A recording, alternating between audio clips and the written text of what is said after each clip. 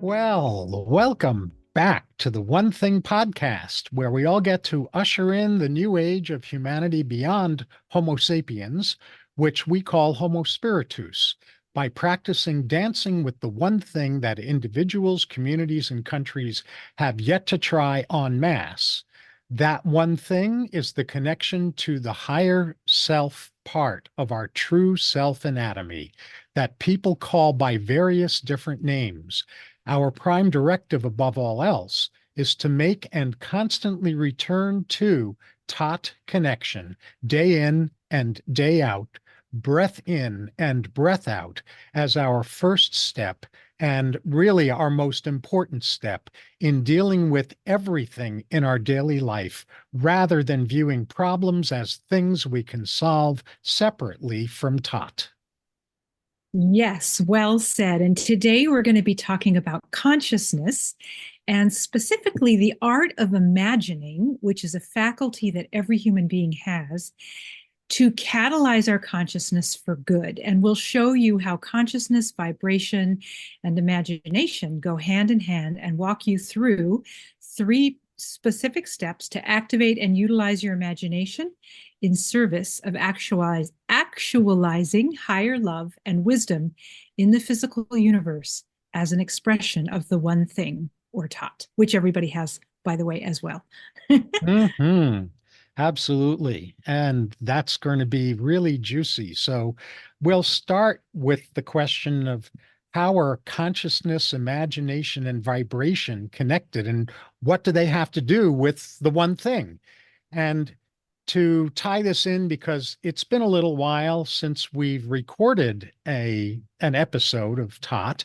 In our last episode, episode 46, we were talking about vibration, and we were talking about it in terms of vibration being our essential life force. And if that doesn't sound familiar, or if that's a new notion to you, or if you don't recall what we covered in episode 46, then just go to totpodcast.net and watch or listen to episode 46. Now we're especially mentioning this connection between consciousness, imagination, and vibration because, as I said before, we since we've been on a little break from doing these episodes, we're wanting to make sure we've got some continuity for those of you who haven't been binge watching these episodes and you're tuning in to this episode after not having seen an episode from us for a while. Yeah, perfect. And just as a quick recap, our vibration is the total of our thoughts, feelings, words, pictures in our mind, and our actions. So, and what influences that? Like before we even have a thought or an emotion or we speak a word or that kind of thing, we have a consciousness. Like that's the part of us that is connected to the whole weave of life. All of life is consciousness, and we're an individualized expression of that higher consciousness. And then how we use that consciousness is our own choice. It's, that's the meaning of free will, actually. And some people use it for good, and other people use it for in neutral ways, and other people use it in ways that are not serving to themselves or all of humanity. And this is the way that consciousness is the way that we are all connected, because it's a hard concept for an individualized mind to think about how is it that we're actually connected to the whole of life. We hear these things talked about, but how does that actually come to play? And it's by way of our consciousness. The good news is that most of our consciousnesses could use some upgrades. And so the good news is that there's always ways to elevate and expand and increase the what's the word? Refining our consciousness. So, that's the reason that we wanted to have this conversation. So, we can also call that tapestry of life the universe. We can call it what are other things? The source of all life. We can call it light. But the key is that that's the whole, and there's a life force to it. There's an energetic life force, and that life force is what animates our consciousness. And then in a couple of steps down from the animation of our consciousness are our thoughts and our feelings and our actions and the beating of our heart and the pumping of our blood and the digesting of our food and, the ability to use words to have these conversations and like that. And consciousness by its own nature is a creative capacity. And so because we're one with the consciousness of all the universe, we just have to kind of parse that out by nature of consciousness being creative. So are we. So we're in a co-creative dance with life. We're in a co-creative dance with the source of all of life, with nature. And so just being consciously aware and present and I guess aware is the best word, then we can be more directive with our energy that is life force, that is consciousness. Everything is consciousness. Everything is energy. So we want to get really, first we want to learn how to manage that energy, and then we want to learn how to be masterful at utilizing that energy in ways that are helpful to not only our own lives, our minds, our bodies, our lives, but also to the world around us. So, and we have a mind that can choose, and that's the meaning of directing. So when we direct our thoughts, let's say away from something that is worrisome and down a rabbit hole, and we direct it to something that's serving to our well-being, then that's being directive of consciousness, right? And just as another way of considering consciousness, we've talked in a previous episode about the fifth dimension and the what all of that looks like, and the meaning of it, and to the best of our knowledge. But one thing to know is that there's a bandwidth of consciousness that this fifth dimension is operates in. It's based on vibration and frequency, and it happens to be the same consciousness as the Buddha had, and as Christ consciousness, and that as any ascended master who's walked on earth and then lifted themselves or elevated themselves or awakened themselves or arisen themselves into that bandwidth of consciousness. What that means, and this is the best part, is that anybody who's on this planet can also do that. And not only can we, but it's kind of what we said we would do, especially if we're on the planet at this point in the collective consciousness. So know that it's easier now more than any time in ever recorded history for us to access that consciousness. We just have to apply ourselves in doing that. Yeah. Yeah. Oh, so articulate. Thank you for that. Yeah. So we've touched a little bit on what is consciousness, what is vibration, and now we get to the question before we go into the 3 steps we want to talk with you about. We go into the question of what is imagination. And Lori and I view imagination as our capacity to use our consciousness to vibrationally impress inwardly and outwardly specific visions, outcomes, and manifestations that matter to us. Now, that is kind of a mouthful. So, if that's your first exposure to this way of understanding imagination, I'm going to say it one more time so it can sink in. Imagination is our capacity to use our consciousness to vibrationally impress, both inwardly and outwardly, specific visions, outcomes, and manifestations that matter to us. And we want to insert a little myth buster having to do with this understanding of imagination, which is that many people that both Lori and I have come into contact with over the years think they have, or they don't actually, they don't think they have a good or vivid imagination. But that's simply because most of us have never learned how to recognize or harness our imagination, not because it's actually true. Imagination is as much a part of our human makeup as our arm, as our eyes, as our ears. And it's just, as I said, not been recognized or developed widely enough. If you want to know if you have the capacity to imagine, if you're still wondering if you have that capacity, just think for a moment about how good you are at worrying. Those are Because, vivid. Those are vivid pictures. yeah, and that's an example of a well-developed yet counterproductive use of imagination. And what we're going to focus on with you in the rest of this episode is a useful utilization of our imagination in service of higher love and wisdom, in service of the one thing, in service of doing our parts in each moment of each day to help bring heaven to earth. Beautiful. Yes. And thank you for that reminder of how good most of us are at worrying. Therefore, we do have a capacity of vivid imagination. So let's start with the three steps for activating and utilizing your imagination. Step one is stepping into higher consciousness, right? It's being consciously directive, that you're lifting your consciousness into a place where you're going to actually start impressing something upon it. You know, it was said, there's a lot of books people have written over the centuries about how to use this imagination capacity.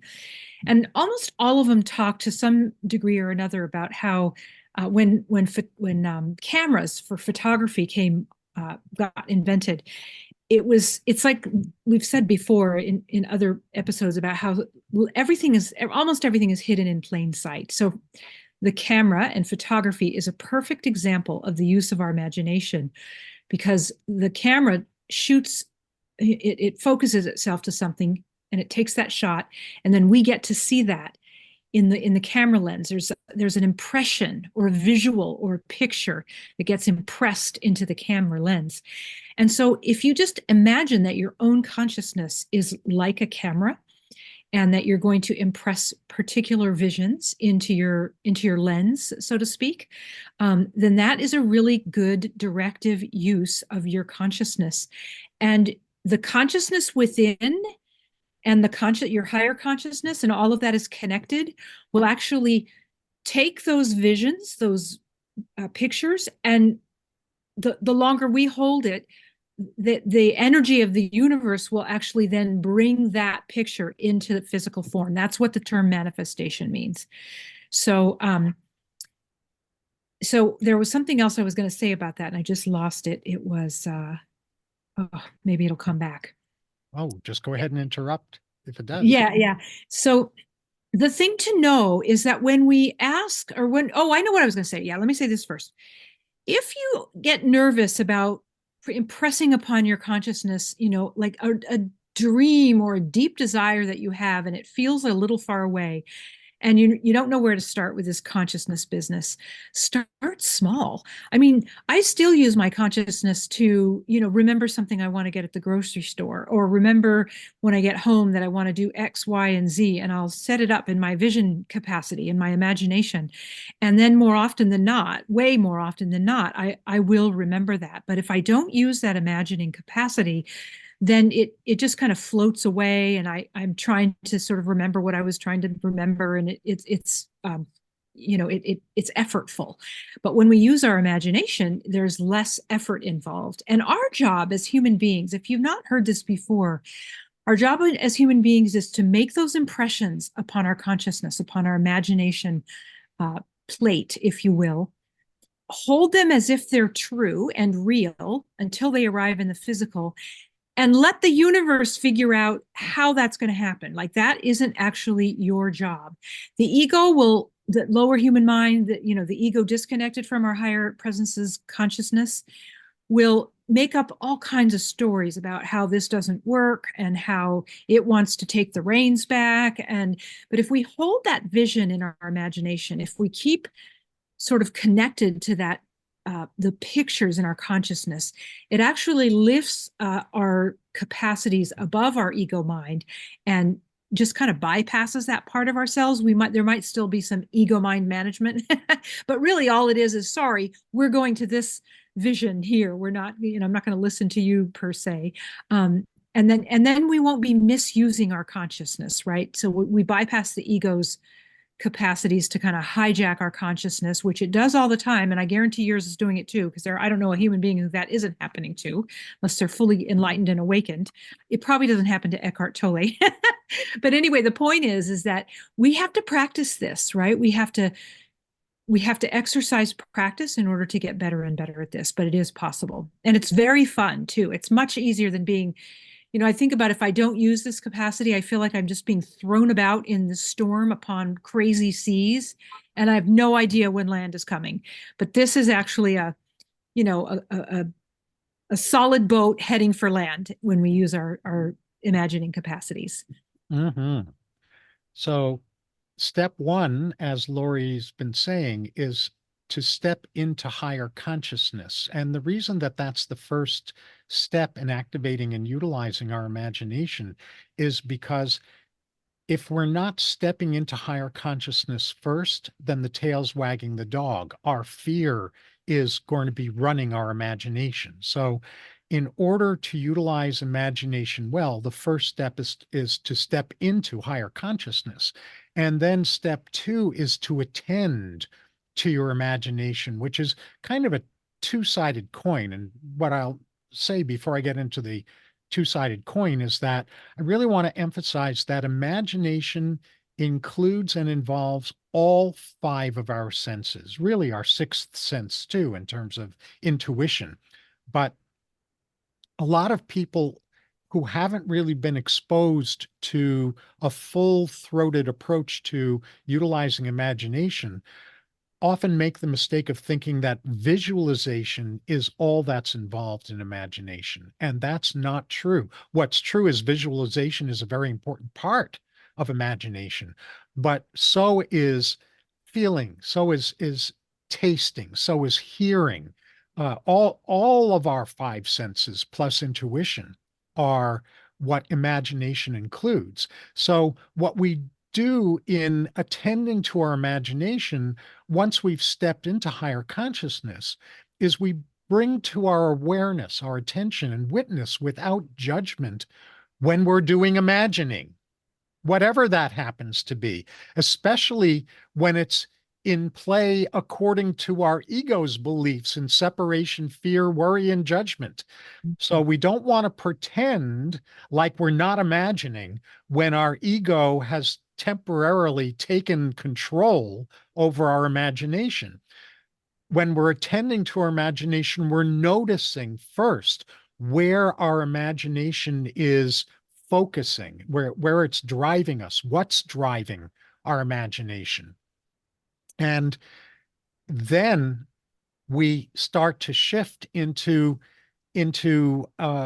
higher consciousness kind of utilization of imagination. So an example of that would be to just simply dream of a life so grand that your limiting fears make absolutely no sense inside of that dream. Yeah. And then from that dream, which again, in imagination, it involves all five senses, feeling and tasting and smelling and hearing and seeing, all of that grand life that is so grand, like I said, that it our fears make absolutely no sense inside of that imagining. And then from that place, that consciousness, that imagination, start living that life in this here and now moment today, however humbly that might be, however small or limited that might be at first, knowing that the more we practice this, the more full our imagination will be and the more fully we will feel it. And so what we're describing here in attending to our imagination is that doing this requires engaging our imagination in ways that few of us have ever been taught to do. Yeah. And I think it's important to add to what you beautifully said, David, which is when you, like, let's say you decide you're going to put together a beautiful dream in your mind, a whole movie in your mind about your dream life or a dream piece of your life or whatever. be prepared that there will be pushback from your lower human mind, who is limited and scared and doesn't believe in the ability to expand, and doesn't trust it because it could be dangerous, right? So if you just know all of that, and you live yourself into a regular imagining every day that is part of your dream, set the part of you aside that rears its ugly head up and says no way, no way, no way, and gives all kinds of excuses about why the no way. Love that part of yourself. Put your arms around that part of yourself and say, I hear you, and we're still going to do our dream, because there's nobody that's going to get hurt in using our imagination. Our imagination is our most potent ability to affect our life than anything else. And not only do we affect our own life, but then we can affect the world around us. So this is why it's a really, yummy topic for David and I to be sharing with you. So step number 3 is to be intentional about what you impress upon your imagination. So we've sort of said this, but intention plays a good role here, because you want to be very particular about, if you were decorating your house, you're particular about, pillows and sofas and colors and tiles and all that, right? So it's the same idea. You want to be really intentional and particular about what you want your mind to be pulling into the physical for you. And this does take practice until it becomes second nature, but I will say that it is more our nature to do it, to imagine, than to not. So it's just that we've all been out of practice for a long while, including previous generations, but that's changing now. So it's actually easier to imagine now than any other time in history, in terms of en masse. So, which is Well, why and we're I'm going to kind of amend that slightly. okay. Humanity has been imagining incredibly effectively throughout its entire history. It simply has been imagining through lower consciousness, through our animal selves. And sure enough, that dysfunctional use of imagination has created all of the problems that we're Yeah, needing to 100, outgrow today. 100%. And there were people in that, during those times who did use their imagination well. Disney is one of them. And there's Hmm. lots of other examples. But what I'm saying now is that en masse, we all have a higher ability to use our intentional imagining, more so than any time in history. Yes. And that is what will move the needle for peace in the world, and the new earth, and all the things that we've been talking about on our podcast.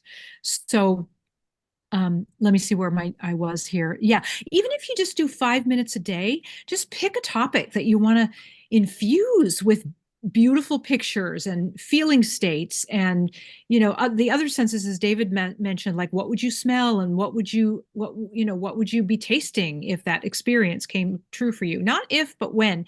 The only reason it doesn't come true from your imagination to the physical form is if we dump out on our imagining of it, or our trust that it will actually arrive. So some people like to just set it up once and then just completely trust that it'll arrive, and it does. And other people like to visit it on the regular. But 5 minutes a day of using this imagination that you have, that's so powerful, will help to build that muscle, just like going to the gym, right? And yeah, let's see here. And one of the things that helped me along the way is, someone said, what would be the best possible outcome that you could imagine for whatever the topic is? And I thought, oh, well, that's a great way to jump to an imagination outcome. If I imagine what would be the best possible outcome. And so you might want to take that too, and just, play with it. Like, what would be the best possible outcome of, the raising of your teenage son, or the best possible outcome of your current job situation, or whatever. I mean, there's a million topics, right? And you're imagining for yourself, and then you're imagining for best possible outcomes for life around you. And you want to not be attached to that, because the life around you is not in, your own imagination for your life is what's best in under your conscious control, right? So yeah, I already just sort of said this, that one of the pitfalls of this play of imagination is that the human mind will make a case for all of your higher imaginings being ridiculous. And so the best, advice that we have for you is just don't listen. Don't listen to that part of your higher mind. There's nothing that has been created on this planet that didn't use the use of imagination. And imagine if all the people, well, the people who, Ford, who created the car, and all the things that we have now that make life so much easier than, let's say, when, pilgrims landed on the new land back in the day. Imagine if they just dumped out on what they saw in their mind's eye. And so we're asking you to not listen to the part of you that thinks it's ridiculous for you to be setting yourself up for these best possible outcomes. And just to put a little emphasis on that, when Lori's saying don't listen, she's not saying pretend like that lower consciousness voice is not there. Right. Because if we go into denial, then it's going to run us from behind. It's going to run us without us seeing it. What don't listen means, or stop listening means, is stop believing the credibility of those messages. Exactly. Thank you for bringing that up. So just acknowledge that it's there, but then choose at a different level of consciousness. And pretty soon that part of our mind that wants to, have us believe everything is ridiculous will say something to the effect of, oh, she's really serious about this. He's really serious about this. I guess we'll just keep our mouth shut. And then the last thing in the steps is that there's a lot of material out, and some of it's really old, 100 plus, and then current material. But some of the names that we can offer to you that have a good bunch of books. What do you call that when they have a bunch of books in one series? Yeah. So Neville Goddard is one of the names, Goddard. Florence Scovel Shinn, Shinn. Wallace Wattles, the Saint Germain Discourses. All of these you can find on Amazon. And if you're not an Amazon fan, then, I think Barnes & Noble probably has them as well. But the other thing is, when you go on Amazon, if you look up any of these authors, they'll show you other like authors. So it's a big trough that you can, drink from. And we do recommend, like, the mind needs to, a lot of these books have case stories in them. And it's very exciting to hear, wow, that person did that. And they did that by the same use of the imagination that I want to develop. And so then, it's just motivating and inspiring. So we do recommend that you feed yourself that way. And the thing I'll add about the authors that we're specifically mentioning is that if you're more religiously based than metaphysically based, these books will be just as nourishing for you, because these authors really, really understood in a very deep kind of way the deeper lessons in biblical stories. Neville And Goddard in particular. yeah, Goddard in particular, yes. And so whether you're more metaphysically oriented or more conventional in your religious orientation, you are not going to find this material upsetting or frightening or contradictory to your beliefs. Yes, good point. Good point. Yeah. So ready for us to move into our takeaways? Good.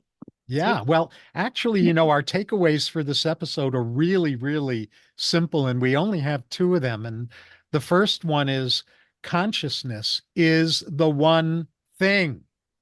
Yes. Consciousness is the one thing. So the takeaway is befriend it and cultivate it. Yes. And we are very aware that we are a broken record about that, but our human mind needs repetition. So, and then the other takeaway is that the art of imagination requires regular engagement. Like you're courting a beloved, right? Like take yourself on dates of imagination dates and play. If you play with this more than make it like a duty or a to-do thing, it will go much better if you're more playful and like you would be on a date, right? So those are the two things that we would ask of you in regards to cultivating your imagination. The two things about the one thing. Yeah, the two things about the one thing. That's good. And So our next episode, we like to kind of tease our next episode, and we are currently awaiting guidance from the one thing about what that next episode will be. We have a couple of things, in our thoughts and consciousness, but we'll see what drops in. So we don't have anything specific to tease you with, but other than the fact that we're back, and we'd love to see you, again next time in 2 weeks. So we enthusiastically invite you to visit totpodcast.net. That's totpodcast.net. Let us know your comments, your questions, any requests you have for topics for future episodes, even the next one maybe, and also any feedback that you might have. So until next time, remember to dance with your better half, the one thing, so you can keep living a more and more fully engaged life as Homo Spiritus.